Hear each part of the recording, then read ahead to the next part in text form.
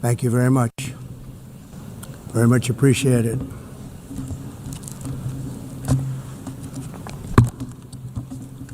And I don't mind making this speech without a teleprompter, because the teleprompter is not working.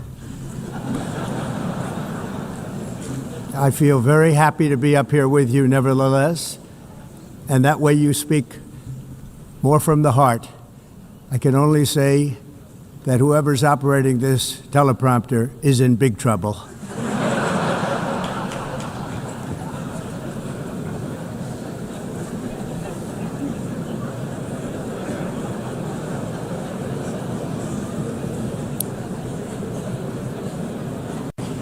Hello, Madam First Lady.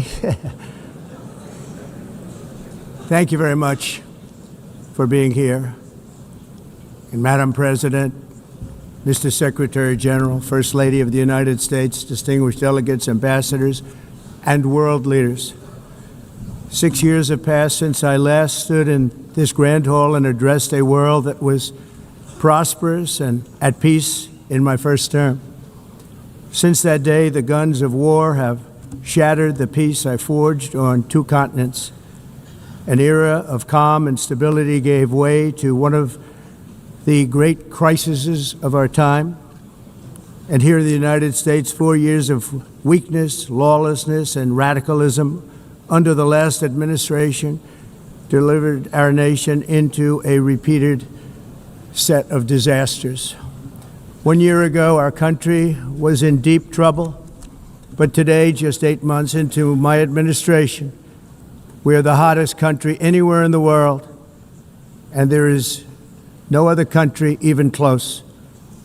America is blessed with the strongest economy, the strongest borders, the strongest military, the strongest friendships, and the strongest spirit of any nation on the face of the earth. This is indeed the golden age of America. We are rapidly reversing the economic calamity we inherited from the previous administration, including ruinous price increases and record-setting inflation. Inflation like we've never had before. Under my leadership, energy costs are down, gasoline prices are down, grocery prices are down, mortgage rates are down, and inflation has been defeated. The only thing that's up is the stock market, which just hit a record high. In fact, it hit a record high 48 times in the last short period of time. Growth is surging, manufacturing is booming.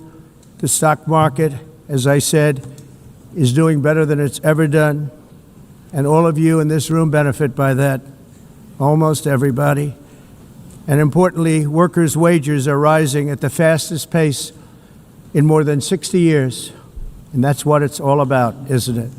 In 4 years of President Biden, we had less than $1 trillion of new investment into the United States.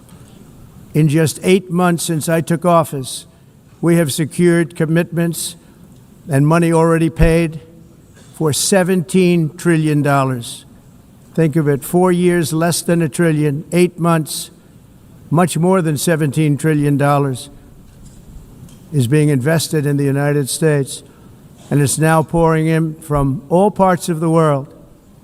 We've implemented the largest tax cuts in American history and the largest regulation cuts in American history, making this once and again the best country on earth to do business.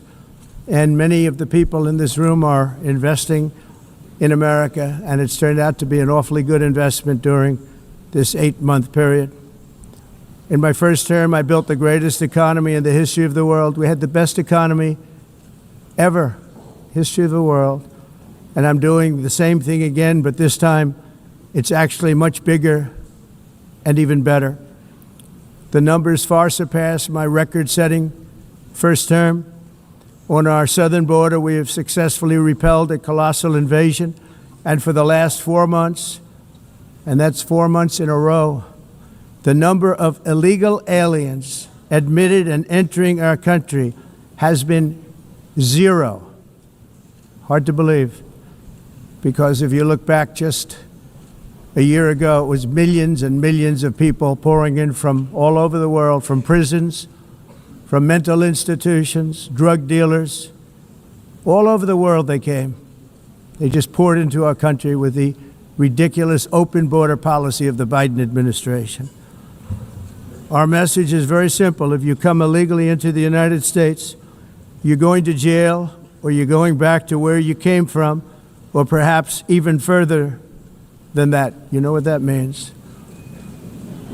I want to thank the country of El Salvador for the successful and professional job they've done in receiving and jailing so many criminals that entered our country. And it was under the previous administration that the number became record-setting, and they're all being taken out. We have no choice. And other countries have no choice, because other countries are in the exact same situation with immigration. It's destroying your country, and you have to do something about it. I'm in New York City. I'm feeling a lot safer. Crime, we're getting crime down. And by the way, speaking of crime, Washington D.C. Washington D.C. was the crime capital of America. Now it's after 12 days, it's a totally safe city. Everyone's going out to dinner. They're going out to restaurants. Your wife can walk down the middle of the street with or without you. Nothing's going to happen. My people have done a fantastic job. And yes, I called in the National Guard, and the National Guard took care of business, and they weren't politically correct, but they took care of business. We got 1,700 career criminals out, brought them back to where they came from, the countries where they came from, or put them in jails. Washington, D.C. is now a totally safe city again, and I welcome you to come. In fact, we'll have dinner together at a local restaurant, and we'll be able to walk. We don't have to go by an armor-plated vehicle. We'll walk right over there from the White House. On the world stage, America is respected again like it has never been respected before. You think about 2 years ago, 3 years ago, 4 years ago, or 1 year ago, we were a laughingstock all over the world. At the NATO summit in June, virtually all NATO members formally committed to increase defense spending, at my request, from 2% to 5% of GDP, making our alliance far stronger and more powerful than it was ever before. In May, I traveled to the Middle East to visit my friends and rebuild our partnerships in the Gulf and those valued relationships with Saudi Arabia, Qatar, and the UAE, and other countries are now, I believe, closer than ever before. My administration has negotiated one historic trade deal after another, including with the United Kingdom, the European Union, Japan, South Korea, Vietnam, Indonesia, the Philippines, Malaysia, and many, many others. That's why the United States is now applying tariffs to other countries, and much as these tariffs were for many years applied to us, uncontrollably applied to us, we've used tariffs as a defense mechanism under the Trump administration, including my first term, where hundreds of billions of dollars in tariffs were taken in. And by the way, we had the lowest inflation, and now we have very low inflation. The only thing different is that we have hundreds of billions of dollars flowing into our country.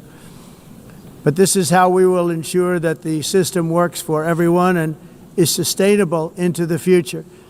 We're also using tariffs to defend our sovereignty and security throughout the world, including against nations that have taken advantage of former U.S. administrations for decades, including the most corrupt, incompetent administration in history, the sleepy Joe Biden administration. Brazil now faces major tariffs in response to its unprecedented efforts to interfere in the rights and freedoms of our American citizens and others, with censorship, repression, weaponization, judicial corruption, and targeting of political critics in the United States. I have a little problem saying this because I must tell you, I was walking in and the leader of Brazil was walking out. We saw him, and I saw him, he saw me, and we embraced. And then I'm saying, can you believe I'm going to be saying this in just 2 minutes? but we actually agreed that we would meet next week. We didn't have much time to talk, like about 20 seconds. They were in retrospect, I'm glad I waited because this thing didn't work out too well. But we did talk, we had a good talk, and we agreed to meet next week, if that's of interest. But he seemed like a very nice man, actually. He liked me, I liked him. But if you, and I only do business with people I like. When I don't like them, I don't like them. But we had, at least for about 39 seconds, we had excellent chemistry. It's a good sign. But also in the past, Brazil, can you believe this, unfairly tariffed our nation, but now because of our tariffs, we are hitting them back, and we're hitting them back very hard. As president, I will always defend our national sovereignty and the rights of American citizens. So I'm very sorry to say this, that Brazil is doing poorly and will continue to do poorly. They can only do well when they're working with us. Without us, they will fail, just as others have failed. It's true. Next year, the United States will celebrate the 250th anniversary of our glorious independence, a testament to enduring power and American freedom and spirit. We will also be proudly hosting the 2026 FIFA World Cup, and shortly thereafter, the 2028 Olympics, which is going to be very exciting. I hope you all come. I hope that countless people from all over the globe will take part of these will be great celebrations of liberty and human achievement, and that together we all can rejoice in the miracles of history that began in July 4th, 1776, when we founded the light to all nations. And it's something really that an amazing thing came out of that date. It's called the United States of America. In honor of this momentous anniversary, I hope that all countries who find inspiration in our example will join us in renewing our commitment, values, and those values really that we hold so dear. Together, let us defend free speech and free expression. Let us protect religious liberty, including for the most persecuted religion on the planet today. It's called Christianity. And let us safeguard our sovereignty and cherish qualities that have made each of our nations so special, incredible, and extraordinary.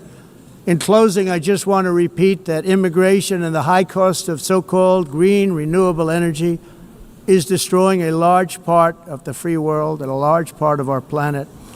Countries that cherish freedom are fading fast because of their policies on these two subjects. You need strong borders and traditional energy sources if you are going to be great again.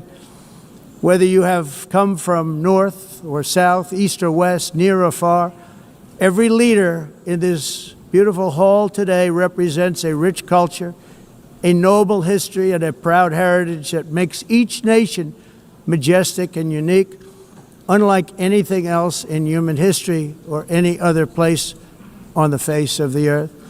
From London to Lima, from Rome to Athens, from Paris to Seoul, from Cairo to Tokyo and Amsterdam to right here in New York City, we stand on the shoulders of the leaders and legends, generals and giants, heroes and titans who won and built our beloved nations, all of our nations, with their own courage, strength, spirit, and skill.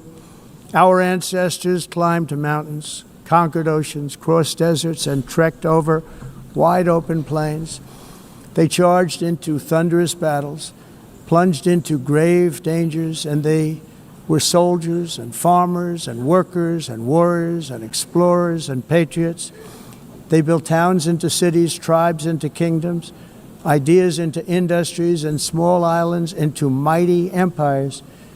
You're a part of all of that. They were champions for their people who never gave up and who never, ever gave in. Their values defined our national identities. Their visions forged our magnificent destiny. Everybody in this room is a part of it in your own way. Each of us inherits the deeds and the myths, the triumphs, the legacies of our own heroes and founders who so bravely showed us the way. Our ancestors gave everything for homelands that they defended with pride, with sweat, with blood, with life, and with death. Now the righteous task of protecting the nations that they built belongs to each and every one of us. So together let us uphold our sacred duty to our people and to our citizens. Let us protect their borders, ensure their safety, preserve their cultures, treasure, and traditions, and fight for their precious dreams and their cherished freedoms. And in friendship and really a beautiful vision, let us all work together to build a bright, beautiful planet, a planet that we all share, a planet of peace and a world that is richer, better, and more beautiful than ever before. That can happen. It will happen. It will happen, and I hope it can happen and start right now, right at this moment. We'll turn it around. We're going to make our countries better, safer, more beautiful. We're going to take care of our people. Thank you very much. It's been an honor. God bless the nations of the world. Thank you very much. Bye.